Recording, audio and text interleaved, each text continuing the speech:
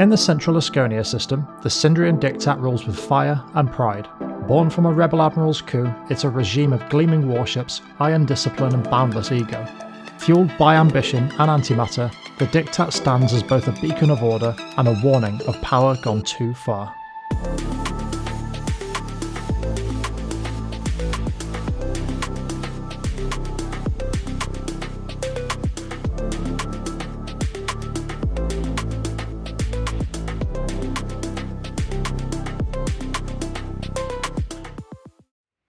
In the centre of the galaxy lies the system of Askonia.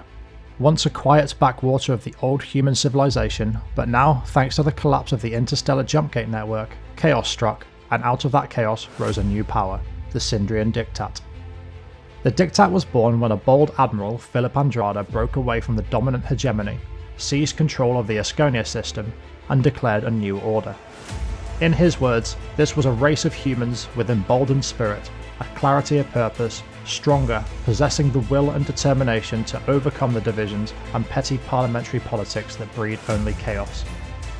Under Andrada's iron fist, the Diktat consolidated the system's key worlds: the industrial capital Sindria, the water world Volturn, famous for its exotic lobsters, and the mining outpost Cruor, rich in ore and haunted by labour camps. They built fleets menacing and efficient, and forged a doctrine that emphasised warships over fighters, because in the Diktat's words, fighter jocks detract from working together for the Supreme Executor's great plan. But dictatorship breeds its own rot. In the shadows of the Diktat's glory, a crisis brewed. Infighting among ministries, bureaucrats bloated, fleets filled with loyal yes-men rather than competent officers. The mission, dubbed the Usurpers, will pull you into the intrigue, espionage, rival powers in the Diktat and corruption that threatened its very soul. And so the Sindrian Diktat stands, a hardened martial regime, powerful in its home system, ambitious beyond it, yet always wrestling with the contradictions of its own founding. And in the cold void of space, few realise the cost of its order.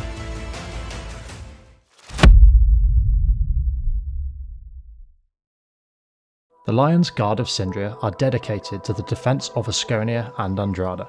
Let's see what ships the Lions Guard parade around the system in defence of the Lion himself. First off, the Centurion.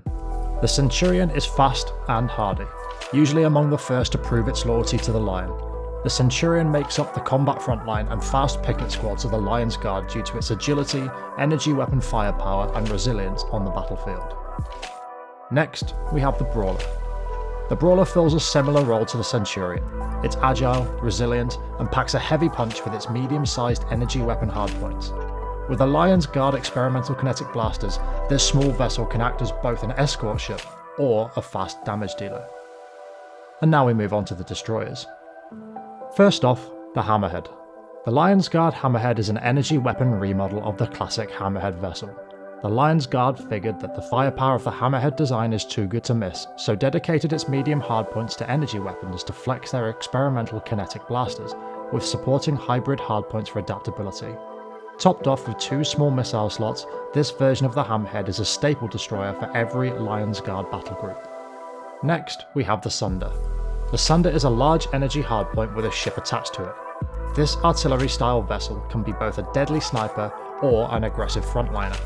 The Sunder excels as a heavy weapons escort for Lions Guard capital fleets, and can be found in the most aggressive and dominating Lions Guard fleets in Askonia.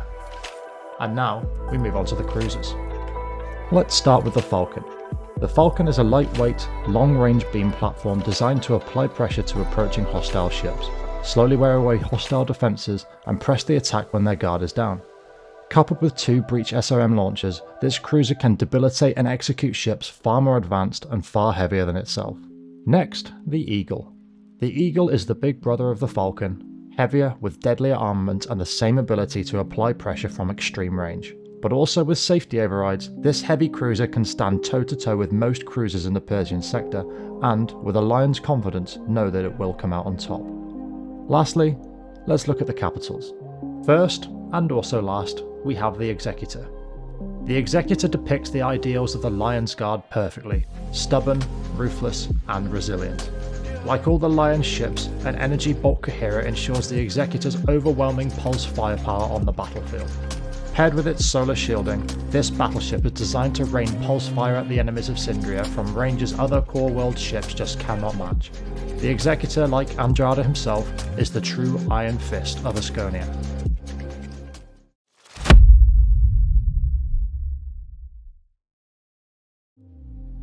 Hey guys, so here we have our Sindrian Diktat weapons tier list.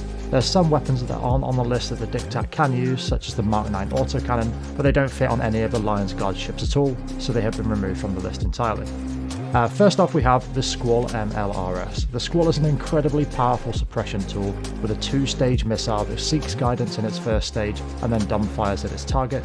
When this hits an enemy shield, it activates a resonator unit in the missile to deal an extra 150 damage. Great for pushing ground in a battle.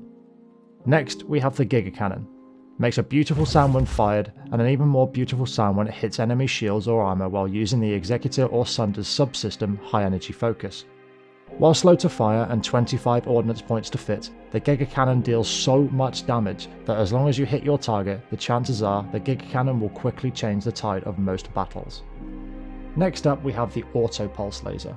The Auto Pulse is the cookie cutter weapon for most Sindrian Diktat large energy hardpoints.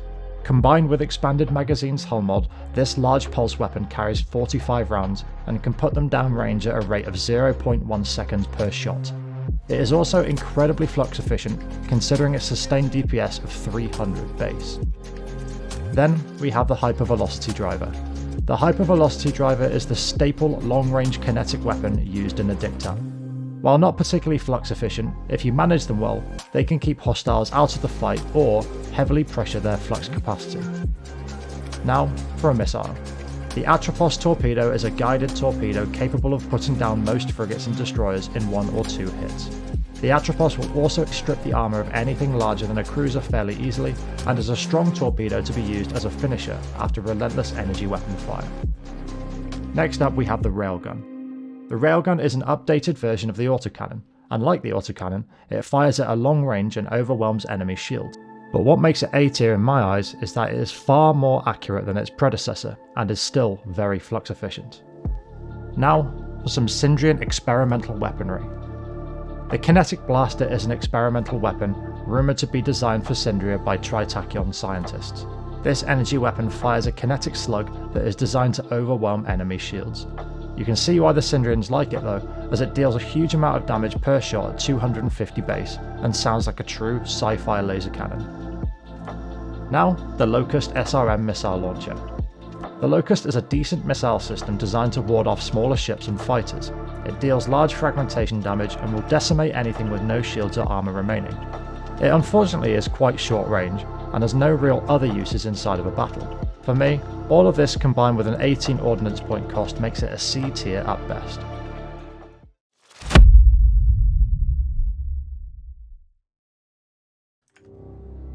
In the bright glare of Askonia's red star-lit capital, the Sindrian Diktat presents itself as a monolith of strength. But behind that immaculate facade, the story gets far murkier. Whispers across the Persian sector tell of a state built on espionage, backroom deals, and a staggering amount of internal paranoia. Even at the height of Andrada's rule, the Diktat's corridors weren't filled with confidence, they were filled with spies. Entire departments whose only mission was to surveil other departments. And in the shadows, the Lions Guard quietly removed anyone whose loyalty even looked questionable.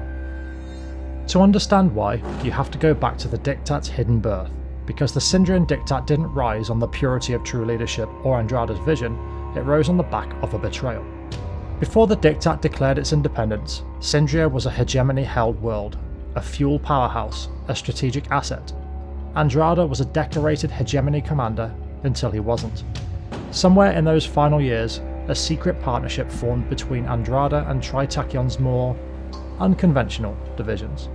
A contract, never officially acknowledged, offering Tritakyon access to Sindria's refining output in exchange for something far more potent, weapons and technology the hegemony wasn't supposed to know existed. Rumours suggest that the prototype kinetic blasters and aptly named Giga Cannons fielded during the uprising didn't come from Diktat innovation at all.